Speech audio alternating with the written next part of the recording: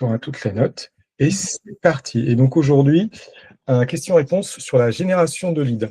Bienvenue Aurore, d'autres vont nous rejoindre, hein, c'est le début du live, mais on démarre à l'heure. Alors tes questions sur la génération de leads.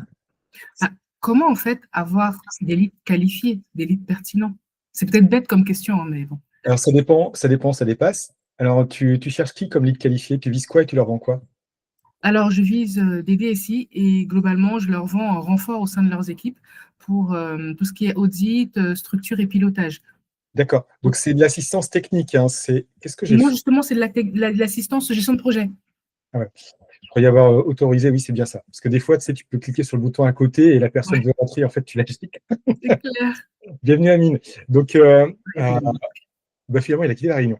Donc, Aurore, les DSI. Alors, on va faire super concret parce que les outils existent déjà. Donc, je vais parler du workflow général et ensuite concrètement comment on fait. Il existe plein de canaux. Je ne peux pas parler de tous les canaux. Je ne suis pas omniscient. Je peux parler de ce que j'ai pratiqué, ce sur quoi j'ai été formé. Donc, à mon niveau, j'ai investi 10 000 euros en 2024 et encore 5 000 euros en 2025 pour me former sur la prospection, la génération de leads, etc. Souvent, on se forme à la création d'entreprise. Ce n'est pas une bonne idée parce qu'en fait, la création d'entreprise, finalement, c'est relativement simple. En tout cas, ce n'est pas le plus urgent. Tant que tu n'as pas de clients, ça ne sert à rien de te former à la création d'entreprise et à la gestion d'entreprise. Avant, il faut déjà lancer son activité de freelance. Pour ceux qui regardent ce live et qui veulent se lancer en tant que freelance, le bon workflow, alors on peut en discuter, etc., évidemment, et c'est un avis parmi d'autres, mais c'est commencer en portage salarial, ensuite passer en micro-entreprise, puis en SASU. Ne commencez pas par une SASU, notamment lorsque vous allez vous retrouver en intercontrat, vous allez avoir des frais énormes, comme la CFE qui arrive en fin d'année, etc. Et vous n'allez pas oser fermer votre entreprise en vous disant « Oui, mais ma SASU me doit 15 000 balles. » C'est virtuel, c'est ton argent dans tous les cas. Est-ce que tu veux continuer à perdre de l'argent de ta poche ou est-ce que tu veux, c'est fear of missing out, hein, est-ce que c'est le biais en fait des pertes irrécupérables. C'est le gars qui est au poker pour ne pas perdre, il ne se couche pas et il remise encore au pot. Alors qu'en fait, il a une main de merde. Donc, il va perdre très, très, très, très cher et il ne pourra pas revenir au tour suivant. Très bien. Donc, la génération de leads, comment ça fonctionne typiquement sur LinkedIn. Donc, je fais de l'omnicanal, mais quelqu'un de très basé sur LinkedIn. Les leads sont partout. Ils sont partout autour de nous. Il suffit de mettre ses lunettes pour les voir. Ça tombe bien que tu as des lunettes comme moi, donc on devrait y arriver. Où est-ce qu'ils sont? Alors, les gens sur LinkedIn, l'immense majorité des gens ne sont pas actifs ou font partie de la majorité silencieuse. Donc, d'un seul coup, vous allez voir quelqu'un à rendez-vous découverte. Il n'a jamais liké vos posts, il n'a jamais posé un commentaire, aucun signe de vie auparavant, et pouf, d'un coup, rendez-vous découverte. Vous dites what the fuck. Donc, 5 stades de conscience du prospect d'après Gene Schwartz. Inconscient de son problème. Vous ne lui vendrez rien, il n'a pas de problème. Conscient du problème. Oui, mais il faut l'éduquer pour qu'il comprenne que vous pouvez résoudre son problème. Conscient de la solution. Déjà, il a commencé à creuser son problème. Il se dit, c'est vrai que j'ai mal aux pieds, etc. Peut-être que mes chaussures sont trop petites. Peut-être que il me faut une semelle plus épaisse. Peut-être que j'ai un caillou dans ma chaussure. Peut-être que la chaussure n'a pas la forme qui correspond à la forme de mon pied, etc. Ensuite, conscient du produit. Là, il s'est décidé, il s'est dit, je veux tester le fait de changer les semelles de ma chaussure, les semelles intérieures. Donc, il va chez un cordonnier, il dit, voilà, je voudrais changer les semelles intérieures de ma chaussure, j'ai mal aux pieds, tout, etc. Qu'est-ce que vous pourriez me vendre, etc. Les semelles les meilleures, c'est en cuir, un tout petit peu rembourré dessous, etc. Ainsi de suite, voilà, j'ai ceci, cela. Ou il va au supermarché. Et là, c'est must-wear. C'est-à-dire que donc, conscient de la solution, c'est qu'il faudrait que j'achète des semelles. Et après, c'est où est-ce que je les achète, auprès de qui?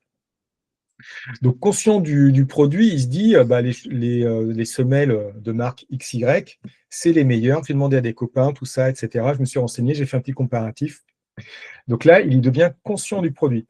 Et ensuite, il tape sur Internet ou acheter des semelles XY. Il va chez le cordonnier, il dit « Je veux des semelles XY. Oui, maman, je veux des semelles YZ. Ah non, non, désolé, c'est les XY, pas d'autres. » Etc. Il va au supermarché, pouf, au rayon semelles, et il veut ses semelles YZ. Voilà. Donc, nous, tout ce qu'on a à faire pour trouver du poisson, c'est de mettre notre hameçon là où il y a des poissons et là où ils veulent mordre l'hameçon. C'est-à-dire que nous, on vend pas, on n'est pas des vendeurs d'encyclopédies. On n'est pas les VRP façon années 70 qui passent en mettant le pied dans la porte et tout, etc. On n'est pas les mecs au téléphone. Bonjour, je vous appelle de la part de votre fournisseur d'énergie. Et à la fin, tu vas dire, mais qui êtes-vous? Et au départ, ils commencent, eux, bien par vérifier qui tu es, tu vois. Donc ça, c'est complètement asymétrique. Nous, en fait, ce qui se passe, c'est que on a une solution. Alors, notre problème, c'est qu'on pense solution. Mais on sait qu'on résout les problèmes de gens. On a déjà travaillé pour des gens dont on a résolu les problèmes et ils nous ont laissé des recommandations LinkedIn dithyrambiques en disant ce mec est un magicien et ceci et cela et Aurore c'est la meilleure et tout, ainsi de suite. Trop bien pour notre petit cœur, on est content. Mais ce qu'on veut, c'est retrouver les mêmes que eux pour résoudre ces problèmes que eux ils ont. Et on veut trouver d'autres personnes qui ont le même problème. Et notre difficulté, c'est de trouver ces personnes au moment où elles sont conscientes du problème, en recherche de solutions, etc. Bonjour Sylvain. Donc, je réponds à la question d'Aurore. On est en train d'enregistrer, puis évidemment, tu vas prendre le train en marche et tu vas pouvoir poser toutes les questions que tu veux. Pour ceux qui nous regardent et qui nous regarderont en replay, eh bien, vous posez vos questions dans le chat de l'événement. Je vous remets le lien de l'événement. Et puis, il y a aussi un canal Slack sur lequel vous pouvez aller. Et je vais vous donner le lien également du canal Slack. Hop, alors, du coup, je m'interromps quelques secondes.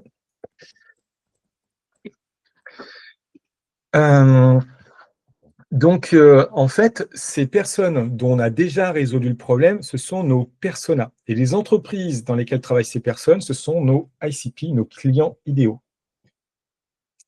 Et donc, ce qui est important, c'est que vous faites une petite fiche ICP avec le nom de la vraie entreprise pour laquelle vous avez vraiment résolu un vrai problème, le nom des gens dans l'entreprise qui vous ont fait rentrer pour résoudre ce problème, les décideurs, en fait, et les champions. Donc, le champion, donc en vente complexe, quand on vend aux entreprises, le champion, c'est quelqu'un, généralement, qui, lui, a le problème et qui cherche une solution activement. Et le décideur, comment dire, c'est celui qui a l'argent. C'est celui qui décide, par définition. Voilà. Et lui, il n'a pas le problème. Donc, souvent, vous trouvez des champions qui viennent vous voir et qui disent « Ah, il faudrait que tu viennes m'aider, etc. » Vous passez du temps avec eux, etc. Et à la fin, vous ne vendez pas. Parce que ce ne sont, entre guillemets, que des champions. Il vous faut le champion et le décideur. Parfois, l'approche top-down par le décideur marche très bien. Vous êtes dans une réunion du CJD ou autre, vous parlez de ce que vous faites. Lui, il voit très bien le truc, il se dit « Oh là là, il faut que je change les gens sur place. » Et il vous catapulte. Et là, c'est une recette pour un échec. On a déjà connu ça, en fait. C'est-à-dire qu'on va trouver plein de résistances du middle management, etc. Donc, l'idéal, c'est, dans les deux cas, il vous faut les deux. Et il faut que vous parliez aux deux. Et donc, les deux sont valides. Alors, maintenant que j'ai parlé de ça, Aurore me dit « T'es mignon, Mickaël, mais je suis bien avancé. Et pourquoi me parler de toute cette théorie? Moi, ce que je veux, c'est du concret. Du concret, il y en a dans la masterclass sur justement la prospection. Donc, avec une démo, avec les supports qui vont bien, et tout, etc. Donc, pas de souci. Là-dessus, évidemment, pub bien rédactionnel, petit encart pub, 47 €, et vous l'aurez sans problème. Il suffit de venir me voir. Voilà. Pourquoi tu ne fais pas plus de pub que ça, pour ça, Mickaël, etc. Parce que ce n'est pas mon métier, les enfants. Moi, je suis freelance comme vous, j'ai une boîte à faire tourner. Je ne vais pas m'embêter à passer des mois en prospection pour vous vendre des trucs à 47 €. J'ai un petit peu mieux à faire. Excusez-moi, messieurs, dames, mais j'ai des vrais clients qui m'attendent. Voilà. Mais rendre service, je veux bien. Et du coup, comme j'ai un petit peu payé pour développer ces compétences, 10 000 € en 2024, 5 000 € en 2025, et je continue à investir sur moi. Si vous voulez économiser de l'argent et du temps, 47 €, je sais, je suis un escroc. Voilà. C'est comme vous voulez. Voilà. Débrouillez-vous sans moi, ce sera très bien aussi. Vous craquerez comme moi 2 ans et 15 000 balles. Voilà. Alors moi, si je les ai craqués, c'est pas parce que j'avais pas l'idée d'aller chercher les raccourcis, c'est que j'ai cherché les raccourcis. Et donc, en fait, il y a quand même pas mal d'errances sur le marché. Donc, si vous pensez que ce que je dis sur LinkedIn, les documents que je publie, etc., ainsi de suite, je me dis, en fait, ouais, c'est comme ça que j'ai envie de travailler. Voilà. Et ces petits lives, de temps en temps, servent à ça aussi. Ça évite aussi les rendez-vous individuels, les MP dans tous les sens, du genre, oh, Mickaël, trop bien, tu pourrais me donner accès à ton réseau? Oui, bien sûr, gratuitement. D'ailleurs, je suis là au service de tous ceux qui passent et qui ont besoin de ça, et mon temps, il leur est entièrement dédié. Voilà, parce que j'ai pas besoin de vivre, en fait. Je suis trop riche. OK. Je te remercie. Mmh? Je te remercie pour toutes ces précisions. Oui, voilà. Donc, pourquoi est-ce que je vends les choses, les enfants? Bah, parce que rien n'est gratuit dans la vie. Voilà, c'est aussi simple que ça. Et il y en a d'autres qui, eux, payent 6 000 balles pour avoir ça. Voilà, des devs, pour avoir le programme complet, et de temps en temps, je vous donne juste des petits bouts pas chers, voilà. Je recycle, en fait, ce que j'ai déjà fait. Voilà, c'est pour ça que c'est pas cher. Et quand c'est du sur mesure, bah, c'est un peu plus cher. Et donc 6 000 €, bah, 6 000 € et 6 mois, c'est le temps qu'il faut pour, vous transformer de quelqu'un qui va chercher ses missions sur Freework, qui répond à des annonces, à quelqu'un qui est capable de générer ses prospects. Et il y a plein d'étapes à franchir là-dedans, c'est pour ça que ça prend 6 mois. Le cercle tech, ça prend 1 an. On est sur, quelque chose aux alentours de, 400 et quelques euros par mois, donc vous faites vite le calcul. Et c'est pas du plein temps, et cetera. Là, nous, on vous bourre pendant 6 mois de rendez-vous pour vous aider à vous transformer très vite, parce que vous êtes en recherche de mission maintenant et pas dans 2 ans. Voilà. Là où le cercle tech, qui est de loin un des meilleurs accompagnements, donc coucou, Guillaume et Pierre. Donc c'est en fait des spécialistes qui viennent, qui interviennent, voilà, c'est pour quelqu'un qui a déjà une activité et qui a le temps de se transformer, parce qu'il faut un certain temps, parce qu'il faut changer aussi de mindset, et cetera, ainsi de suite. Voilà.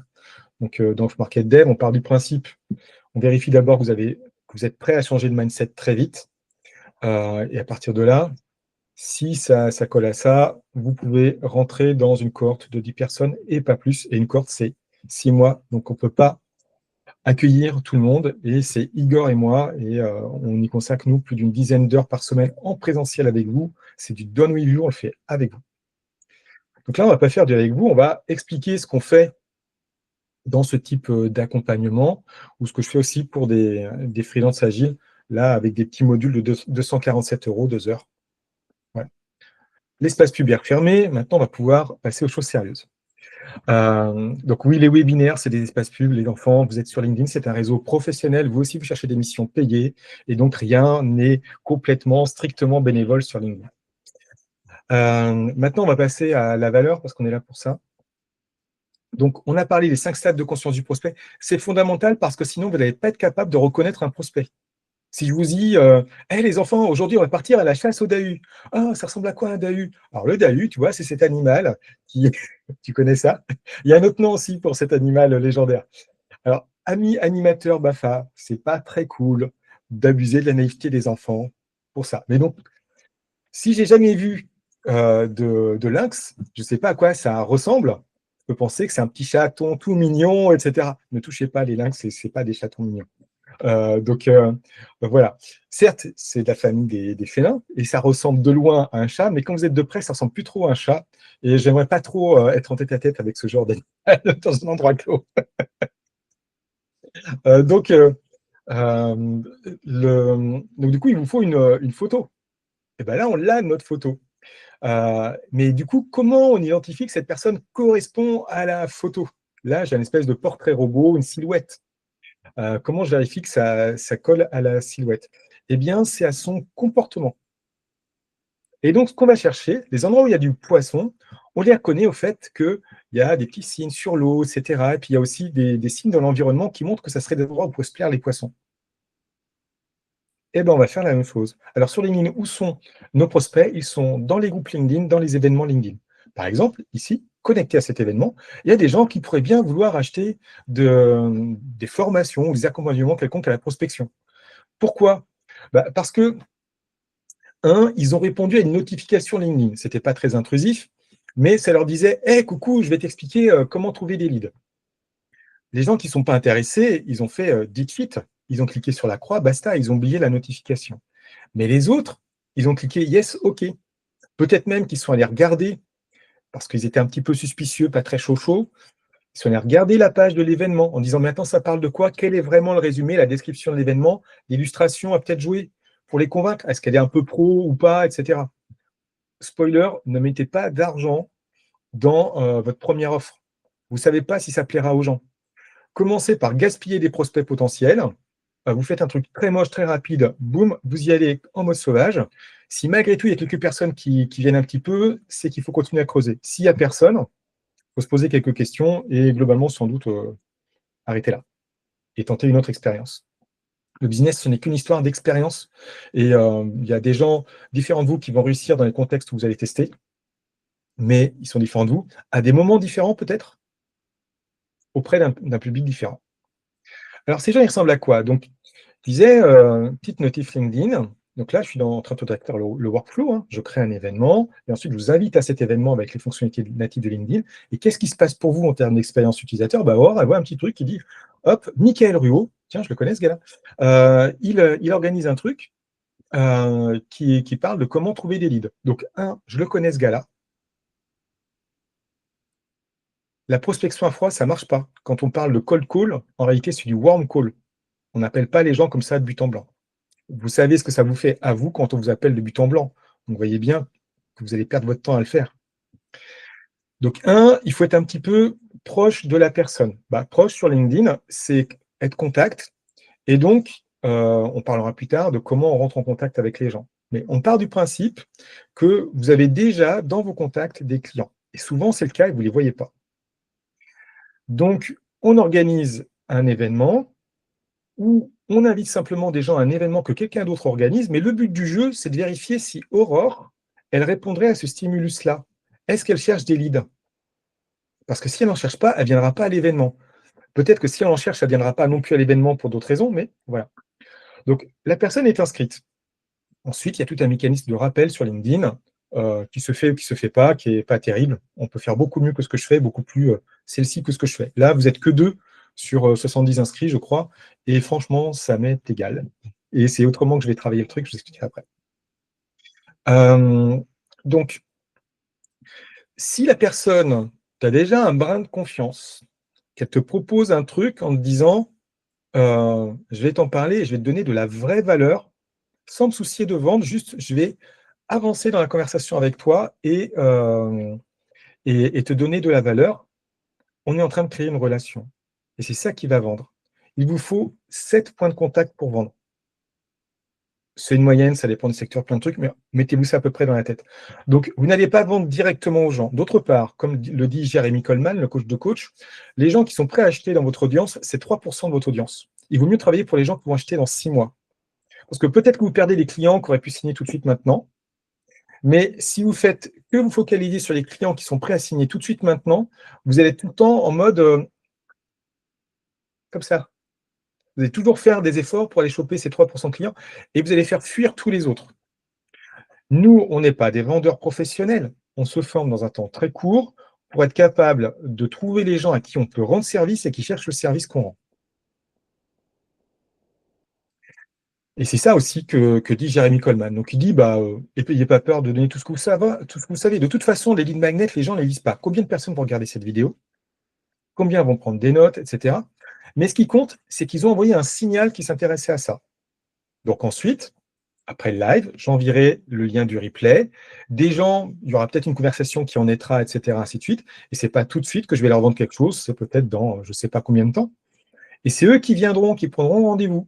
Parce qu'ils se diront, j'ai fait le tour du marché et mes fameuses semelles XY, c'est Michael. Et c'est ça que je veux et pas autre chose. Welcome. Après, filtrez vos clients. Ce n'est pas parce qu'ils ont décidé que vous étiez la bonne personne qu'il faut forcément prendre leur argent. Ça peut être une source d'ennui pas possible. Et les mauvais clients vous coûtent beaucoup d'argent. Donc, filtrez les clients. Tu nous parlais du filtrage. Donc là, c'est une autre forme de filtrage. C'est le filtrage entrant lorsqu'on va faire ce qu'on appelle le rendez-vous de setting, le rendez-vous découverte, qui précède le rendez-vous de closing. On peut vendre en un seul rendez-vous. Ruben Tayeb apprend à le faire. Il forme à le faire. Mais au revoir, Sylvain. J'ai dû le saouler. Toi, ça va, Aurore, je ne te saoule pas. Ok. Et puis, tu me guides. On ne va pas perdre ton temps ni le mien. De toute façon, là, pour le moment, jusqu'à présent, comme tu me dis, le workflow que tu me déroules est tellement cohérent que je prends des notes à côté. C'est pour ça que je me Voilà. mets en mute pour ne pas t'interrompre. Il y a la vidéo, il y a les notes qui seront prises pareil, donc voilà, pas de souci. Et puis, ça correspond à d'autres choses que j'ai déjà fait avant. Si vous fouillez un petit peu, vous retrouvez sans problème, etc. Et donc, ça, c'est une partie du contenu de la masterclass dont je parlais. Mais elle est plus lente. Hein, c'est moins en mode rapido. Il y a les images, les trucs, etc., ainsi de suite, parce que ce n'était pas une séance de questions-réponses. Une séance de questions-réponses, je ne sais pas quelle question on va me poser par définition, et donc, par définition, la réponse est individualisée. Donc ensuite, je vais travailler les choses en cherchant à faire naître cette conversation, et je vais compter les petits points de contact. Alors souvent, moi, j'arrête au bout de 3. Hein. La personne qui ne me répond pas, ce n'est pas très grave. Voilà. Je me concentre, j'ai tellement peu de temps disponible, je me concentre sur les gens qui répondent. Donc les autres, voilà. Évidemment, on fait un ou deux petits recalls, quoi, voilà, des fois on tombe pas au bon moment, c'est pas le bon angle d'approche pour la personne, parfois on est nul, ça arrive. Des fois, j'ai des gens qui disent Alto spam, c'est une fois par an. Mais dans ces cas-là, c'est pas compliqué. Alors qu'est-ce qu'on fait quand quelqu'un vous fait ça sur LinkedIn? Protégez-le et protégez-vous. Vous commencez par en fait, archiver la conversation. Comme ça, archiver, c'est pas supprimer la conversation. Archiver, ça veut dire que si à un moment donné, vous cherchez à lui renvoyer un message, la conversation sera là à nouveau et vous verrez le contexte. Et vous direz, ah oui, mais non, il m'avait dit que je le saoulais. Donc, vous archivez la conversation, vous allez sur le profil de la personne, vous supprimez le contact, comme ça, vous ne parlerez plus. Et ensuite, vous la bloquez. Alors, vous ne la bloquez pas parce que vous êtes méchant. Vous la bloquez pour ne pas continuer à l'enquiquiner parce que les gens bloqués, vous ne pourrez plus les demander en contact. Voilà. Donc, protégez-vous, protégez-la. Donc là, vous la protégez et vous vous protégez vous. C'est-à-dire que si à un moment donné, vous êtes tombé sur le mauvais coucheur, il dit « Oh là là, je vais le dénoncer à LinkedIn, ce méchant spammer ». Mais non, mais LinkedIn, c'est un espace pour vendre. La preuve, Aurore veut vendre. Elle est là pour apprendre à vendre. C'est un espace entre professionnels. Que font les professionnels? Ils vendent. Je ne connais pas de professionnels qui ne vendent pas. C'est pas possible. On fait notre métier pour aussi gagner notre vie, parce qu'on l'aime et parce qu'on veut gagner notre vie. Donc, s'il vous dénonçait, trop tard, vous l'avez bloqué en premier.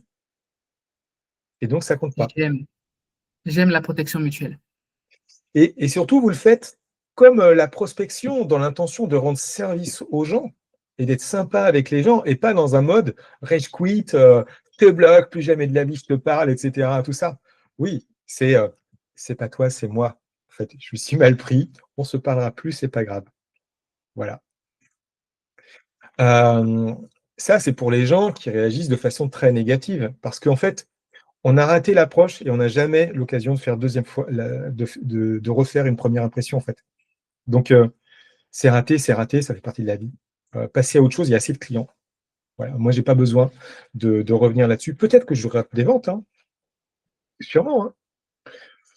Les influenceurs aiment bien dire qu'il faut les regarder, les gens qui regardent notre profil et tout. Mais moi, si je vais regarder un profil et que je ne le demande pas en contact ou que je ne m'abonne pas à lui, c'est qu'il y a une bonne raison. J'ai mis en place un filtre, son profil LinkedIn a servi de filtre. Et donc, c'est pour ça que je ne vais pas embêter les gens. Mon profil LinkedIn me sert à filtrer les gens qui sont pas au bon moment. Ils sont venus voir mon profil. LinkedIn, en me faisant ces petites notifs, ce qu'il veut, c'est me vendre un abonnement. Il a le droit, hein. Mais moi, j'ai décidé de ne pas payer d'abonnement, ni à LinkedIn, ni à personne, parce que aujourd'hui, je prospecte sur LinkedIn, mais dans 5 ans, LinkedIn n'existera plus, je prospecterai ailleurs sur une autre plateforme. Et je n'ai pas de problème à payer les outils de LinkedIn, c'est juste qu'aujourd'hui, je n'en ai pas besoin. Alors LinkedIn, voyant ça, il fait des petits trucs pour nous obliger de plus en plus à acheter, mais ça fera aussi fuir les gens sur LinkedIn. Donc c'est un équilibre entre la pub et le reste. Donc, Aurore a reçu cette petite notif et elle a peut-être mis le truc dans son agenda ou pas, etc. Et elle est venue. Donc, j'ai combien d'inscrits à cette séance de questions-réponses? 56 inscrits. En général, c'est 25% des gens qui viennent à un événement. Bon, là, l'événement avait été projeté loin, etc. Donc, les gens n'y ont pas pensé, ainsi de suite. Il faut créer un événement dans quoi? Il faut commencer la pub 3 semaines avant, maximum un mois avant. Il faut faire de la pub régulièrement et ensuite, les gens qui sont inscrits, il faut les activer en leur envoyant des trucs, etc. Tout ça. Là, je ne l'ai pas fait parce que, dit cheat, j'avais autre chose à faire, d'autres priorités. C'est pas que ça ne m'intéresse pas, sinon je n'aurais pas créé l'événement, mais c'est que j'ai eu d'autres actualités, heureusement, qui sont venues, et du coup, j'ai dû prioriser encore plus. Donc, crée pas non plus un événement la veille pour le lendemain, c'est pas bon, il faut au moins 2 semaines. Donc, Aurore reçoit une notif de Mickaël qui l'invite à un événement quelconque, organisé par lui ou par quelqu'un d'autre, mais c'est Mickaël qui l'invite. Elle le connaît, Mickaël, puisqu'elle est contact, qu'elle voit donc du coup de temps en temps ses posts dans son fil, à elle. Et puis elle se dit, ce thème m'intéresse, donc elle coche. Et puis elle fait l'effort de venir. Donc elle est vraiment, vraiment intéressée. Ce qu'elle va acheter, ça, on n'en sait rien, et de toute façon, ce n'est pas le but du jeu. Ce qu'on veut pour l'instant, c'est initier une conversation. Donc ensuite, la personne vient, et donc là, on est en train d'avoir ce type de conversation, parce que c'est un événement que j'ai organisé, et donc je te parle du sujet qui est le proxy de ton problème. Ce n'est pas toujours le problème dont il faut parler, parce qu'il y a des maladies honteuses. Par exemple, moi, je suis spécialiste du redressement de projet. Quand je parle de redressement de projet, personne ne m'écoute. Bien sûr, tous les projets vont bien. Il y a juste 70% des projets, d'après le Gartner Group, qui sont en difficulté. Donc, voilà. Mais une bonne partie des gens ne voient plus le problème, parce que comme tous les projets échouent, tout le monde trouve ça normal que les projets échouent. Et l'autre partie, si elle voit le problème, elle le vit mal parce qu'elle se dit, c'est que je ne suis pas compétent. Et donc, appuyer directement sur ce point-là qui est beaucoup trop douloureux, ça ne marche pas. Il faut trouver un autre proxy. Dans mon cas, c'est la refonte logicielle. Donc, ouvrez vos proxys. Alors, faites pas hyper sophistiqué. Au début, allez-y en mode brutal. Si j'appuie là, ça vous fait mal. Ou pas de réponse. Mais du coup, vous saurez que voilà, que c'est peut-être pas le bon angle d'approche. Il faut peut-être y aller plus soft. Et donc, on y va un peu plus soft. On prend des proxys. Donc, les prospects sont dans les événements.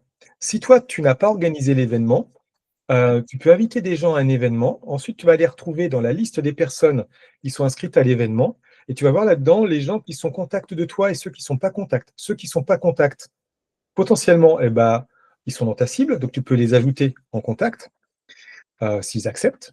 Mais là, ton profil, ton titre LinkedIn et ton profil vont jouer le rôle de filtre. Donc, d'abord, pouf, j'ai cette notification d'Aurore Camgueux, que je connais ni d'Ève ni d'Adam, qui me demande en contact. Quel est son titre? Boum, est-ce que ça correspond justement à mes centres d'intérêt ou pas? Éventuellement, si ça m'intéresse, mais que je suis un peu suspicieux parce que je vais sur son profil. Et donc là, sa bannière, son titre, sa section info, tout ce qui est above the fold, tout ce qui est visible sans utiliser l'ascenseur, c'est fondamental pour convertir à ce moment-là, pour que la demande de contact soit acceptée. Si Aurore fait super bien son travail parce qu'elle a une idée pas trop artificielle, elle joint un petit mot. Mais si elle n'a pas d'idée, elle ne joint pas un petit mot, parce que ça ne sert à rien. Oui, les demandes de contact avec un message sont plus acceptées. D'abord, on en a peu de disponibles dans la version gratuite de LinkedIn, et même en mode payant avec Sales Navigator. Mais de toute façon, dire aux gens, leur parler d'un truc comme ça, plaqué, ça se voit, c'est pire, ça fait fuir encore. Donc, soyez naturel. Vous voulez vendre à quelqu'un, vous voulez vendre, ce n'est pas une maladie honteuse, tout le monde veut vendre. Voilà. Donc, et tout le monde veut acheter aussi. Quand je vais au supermarché, c'est pas juste pour faire des vitrines, c'est pour repartir avec quelque chose dans mon caddie. Voilà. Donc, au supermarché, ils cherchent à me vendre des choses. Bah oui, c'est normal, je suis venu pour acheter. Voilà. Quand je vais au marché, les gens, les marchands font de la réclame. Hey, il est bon mon saucisson, venez en goûter, etc. Ainsi de suite, tout ça. Voilà. Et hey, monsieur, des petites huîtres toutes fraîches là, qui viennent de débarquer, hop, etc. Allez, pour le repas de ce midi. Ben oui, c'est normal. Ça fait même d'ailleurs partie du plaisir du marché. Le plaisir de se laisser tenter, de refuser, d'accepter ou pas. Il y a un plaisir dans les deux. Voilà. Et LinkedIn, c'est un marché aux compétences. Ensuite, il se dit c'est pertinent, il accepte. Et là, le game commence. Comment ouvrir une conversation en envoyant de la valeur, donc typiquement avec ce qu'on appelle des lead magnets, etc. On va se focaliser sur où trouver les leads. Donc là, on a trouvé des leads dans un événement. Deuxième source de leads, les groupes. Dans les groupes, c'est assez magique. Une fois que vous êtes membre d'un groupe, vous pouvez envoyer des messages gratuitement qui ne sont pas des emails, ils ne comptent pas dans votre quota email. Vous pouvez envoyer des messages aux membres du groupe. Tout est sous forme de quota sur LinkedIn. Quel est le quota exact? Personne ne le sait là sur les groupes. Je n'ai pas de notion exacte. Mais il y a une forme de quota, au bout d'un moment, LinkedIn vous dira, c'est bon, maintenant tu payes. J'ai vu que tu envoyais plein de messages premium dans ce groupe, etc. Alors, quelle taille du groupe choisir? Ça dépend de ce que vous voulez. Soit des groupes qui ont beaucoup, beaucoup de membres, donc un gros nombre de nouveaux membres chaque semaine, et du coup, vous y retournez chaque mois, régulièrement, voilà, pour sourcer des leads dans les nouveaux membres. Soit des groupes très ciblés avec peu de membres, mais des groupes plutôt actifs peut-être, ou avec des gens très, très ciblés qu'on a du mal à avoir ailleurs. Ouais. Ensuite, comment on fait pour les aborder? Pas de but en blanc, donc l'idéal, c'est de poster un message dans le groupe en utilisant le hashtag question for group, de l'envoyer en MP à la personne en mode je fais la petite promo, mon petit post. Est-ce que vous aussi, vous avez ce problème? Ou soyez plus subtil. J'aimerais recueillir l'avis, j'ai besoin de votre aide. Demandez de l'aide aux gens, ils adorent vous aider. Voilà. Demandez-leur leur avis, etc. Ils savent aussi que c'est ça. Mais ne commencez pas en mode, dès que quelqu'un débarque en MP ou en contact, hey, bonjour, est-ce que toi, tu as ce problème-là? Il n'y a rien qui me fait plus fuir. Après, il y a des gens qui vendent comme ça. Hein. Mais ça a été beaucoup utilisé et ça marche moins bien maintenant. Donc, autant être soi-même, on n'est pas des vendeurs. Il y a des gens dont c'est le métier, ils font que ça, bon, ça les regarde. Nous, on a autre chose à faire, livrer nos clients, et on a besoin d'avoir des nouveaux clients, donc on cherche juste à rendre service à des gens. Comment on trouve ces groupes et comment on trouve ces événements? Via la recherche LinkedIn avec le petit bouton événement groupe pour filtrer sur dessous. Soyez inventifs. En fait, dans ton cas, tu cherches des DSI. Les DSI, qu'est-ce qu'ils font sur LinkedIn? Pas grand-chose. Éventuellement, les rares qui sont actifs sur LinkedIn, et ce n'est pas tous parce qu'ils ont un travail de DSI, donc pas mal prenant, ils sont peu sur LinkedIn, et ils vont peut-être à des événements qui parlent des problèmes de DSI. Voilà. Donc pas facile à organiser, etc. Donc autant le faire avec des spécialistes du game.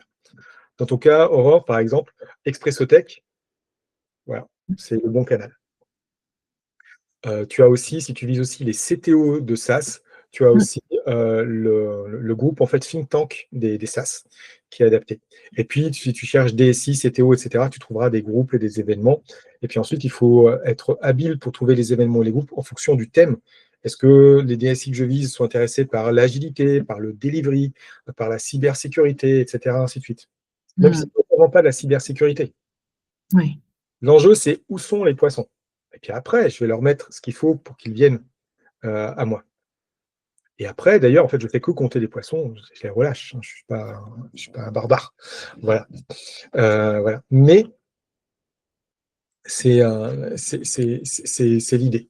Et s'il y a des poissons qui veulent vraiment être domestiqués, comme le renard dans la fable de Saint-Exupéry, eh ben, welcome, on est là pour ça. Mais pas de force. On ne va pas leur mettre un collier et une chaîne. Donc, on a vu les groupes, les événements. Il y a maintenant un autre endroit où sont les leads, c'est vos confrères. C'est-à-dire les concurrents. En fait, ceux qu'on va chercher, ce sont les influenceurs de niche. Alors, les comptes personnels et les pages. Et on peut voir, en cliquant sur les likes, on peut voir les gens qui ont liké. Évidemment, en parcourant les commentaires, on peut voir les gens qui ont commenté. Alors, ça se voit un peu quand on commence à aller à la chasse aux leads chez les concurrents, en répondant aux commentaires des gens ou en likant les commentaires des gens qui ont commenté. Ça fait des petites notifs à nos concurrents et tout. Mais LinkedIn est un espace public. Sur un marché, il y a deux marchands de fromage. Il y en a un qui dit « Il est bon mon Roquefort » et l'autre « Mais non, mais achetez du Gardameur, messieurs, dames. C'est beaucoup plus doux. » Ok, et peu importe. Le client, il va prendre ce qu'il avait envie de prendre. Voilà. Donc, on a bien le droit. Alors, je vois de temps en temps des mauvais coucheurs qui se plaignent de ça par rapport à d'autres personnes et tout. Je n'ai pas encore eu le cas de confrères qui se plaignent de ça, mais je ne me plains pas non plus quand les confrères viennent. Et je vous vois les confrères, je vous vois. J'ai les notifs à chaque fois que vous faites ça. Voilà. Donc d'ailleurs, quand un de vos confrères ou concurrents vous demande en contact, alors moi, je suis plutôt en mode à la cool, j'accepte. Mais au bout de 2 semaines, je te vire s'il n'y a pas de vraie interaction parce que j'ai autre chose à faire. Pourquoi? Parce que la liste de mes contacts, c'est la liste des gens que je vais inviter aux événements. Et quand je commence à parcourir, j'ai plus de 6500 abonnés. Quand j'étais rendu juste à 2000 abonnés, je n'en pouvais plus. C'était trop long. Donc, j'essaie de me maintenir à peine au-dessus des 500 contacts. Voilà. Donc, quand j'étais au-dessus de 2000 contacts, aux alentours de 2000 contacts, c'était l'enfer. J'ai réduit. Voilà. Donc, c'est pas le jeu comme sur Twitter, du genre, je te demande en contact et puis ensuite, je me retire de contact pour que tu sois abonné à mon compte. Idiot, puis pourquoi passer ses journées à faire ça? Franchement, on s'en fout, quoi. C'est pas le jeu. Je suis pas influenceur. Mais par contre, c'est le game du tu m'as demandé en contact. Eh ben, la relation humaine, ça se base sur l'échange. Donc, de quoi tu voulais me parler, etc. Éventuellement, souvent, j'envoie un petit message.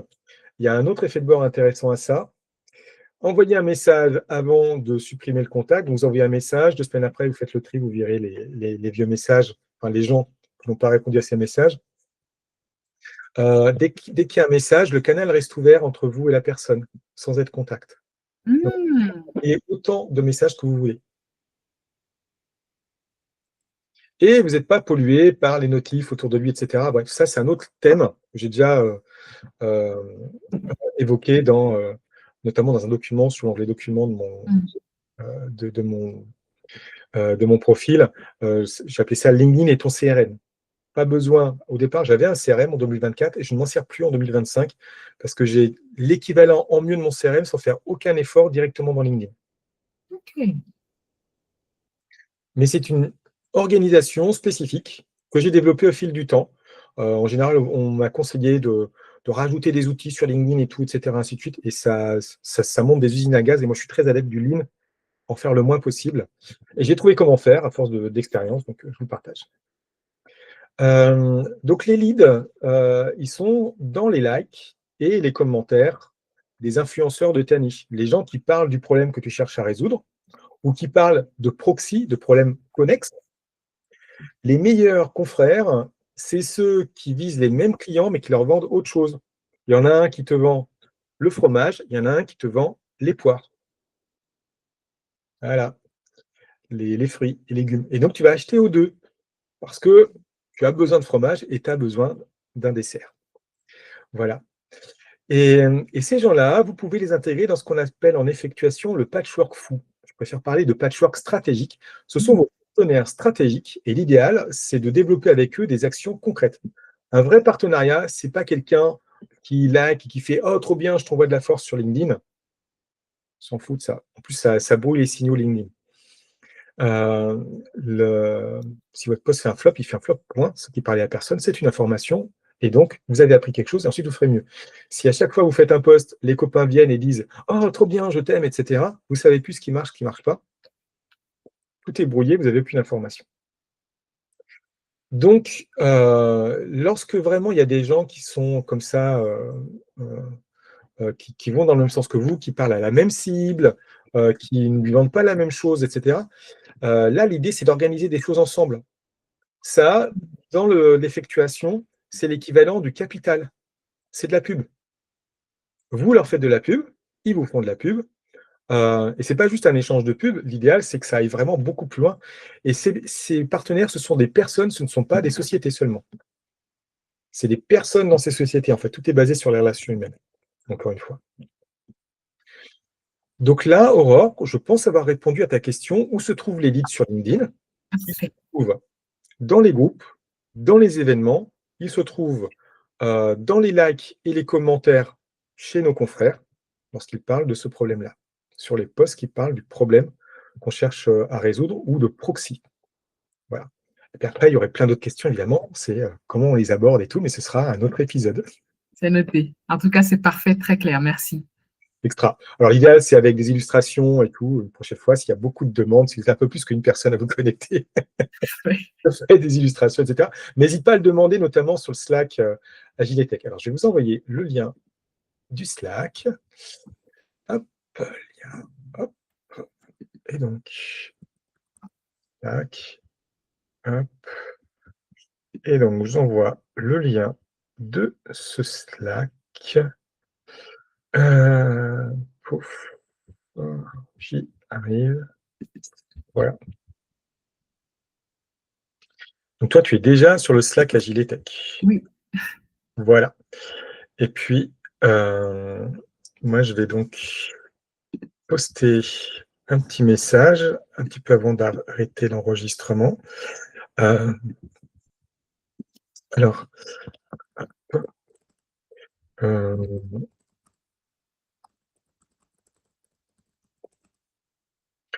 je réponds aux autres questions sur ce Slack.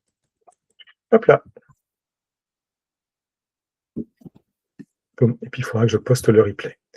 Pour poster le replay, il faut déjà arrêter l'enregistrement. Boum.